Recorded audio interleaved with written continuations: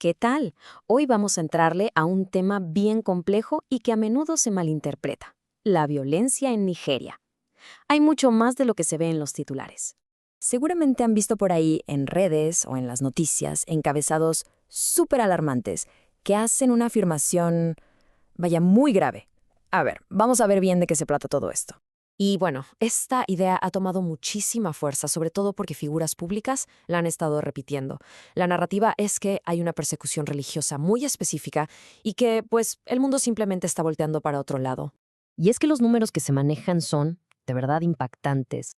Algunos grupos de activistas hablan de más de 125.000 cristianos asesinados desde 2009. Es una cifra brutal. Pero para entender qué está pasando en realidad, tenemos que irnos un poco más atrás, a las bases de cómo se formó el país, que desde el inicio estaban, pues, fracturadas. Sí, para entender el conflicto de hoy, hay que viajar más de 100 años en el tiempo, a un momento en que Nigeria, como la conocemos, ni siquiera existía. Aquí está, digamos, el origen de todo. El Imperio Británico, sin más, juntó dos regiones que no tenían casi nada que ver. Por un lado, el Protectorado del Norte, de mayoría musulmana, más seco y con menos recursos. Por otro, el del Sur, mayoritariamente cristiano, donde encontraron petróleo y hubo más inversión.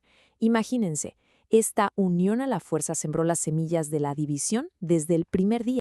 Entonces, ¿qué pasó? Para 1960, cuando Nigeria por fin se independiza, ya hereda todos estos problemas. Ya venía con fracturas religiosas, étnicas, económicas, y con el tiempo, la religión dejó de ser solo una cuestión de fe para convertirse en una bandera, un marcador de identidad política y social muy, muy poderoso.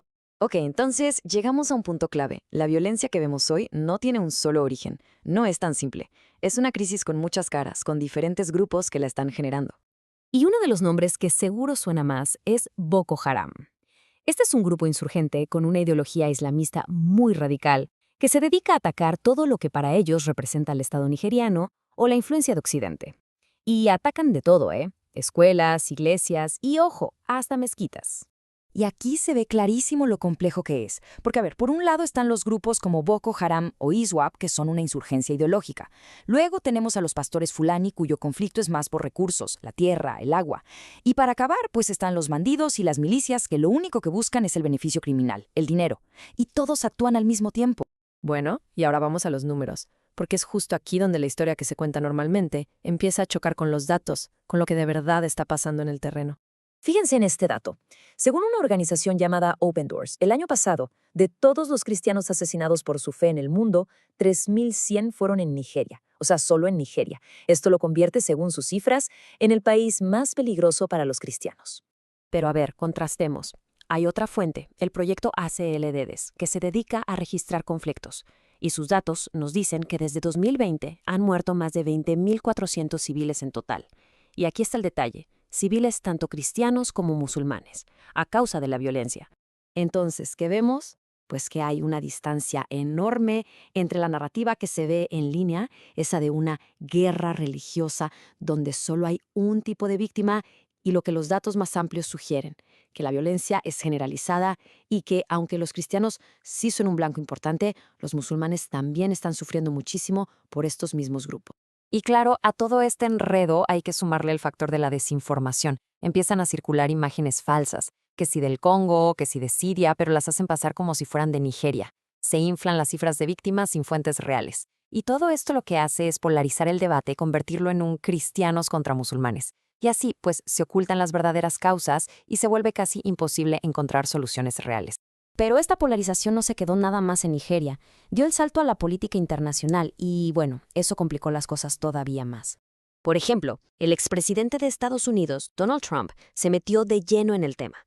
Él lo calificó directamente como una masacre de cristianos y hasta llegó a amenazar con una intervención militar.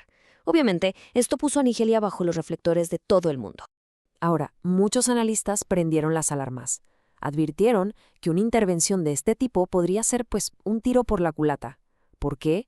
Porque podría darle a los grupos extremistas la propaganda perfecta de una cruzada de Occidente.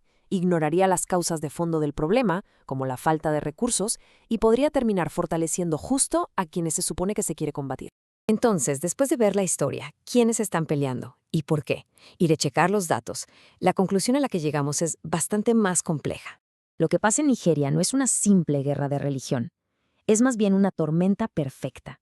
Una mezcla terrible de terrorismo, de pleitos por la tierra y el agua, que empeoran con el cambio climático, de un gobierno que no puede controlar la situación y de resentimientos históricos que vienen de muy atrás. Por eso, los expertos y los grupos de derechos humanos insisten en que las soluciones de verdad, las que pueden durar, tienen que ir a la raíz del problema. No se trata solo de mandar al ejército. Se trata de reforzar la presencia del Estado en las zonas rurales, de crear sistemas justos para repartir la tierra y el agua, de ayudar a los millones de desplazados y de desmantelar las redes criminales con inteligencia. Porque al final, si simplificamos todo esto a un pleito entre dos bandos, se nos olvida lo más importante: la gente. Los ciudadanos de a pie, las mujeres, los niños, la gente que ha tenido que huir de su casa, ellos son los que están atrapados en medio de todo este caos. Así que el verdadero reto no es ver de qué lado nos ponemos, sino cómo se puede abordar una crisis humanitaria tan, pero tan compleja que afecta a toda la gente de Nigeria. Y eso nos deja con una pregunta final, que no es nada fácil de responder.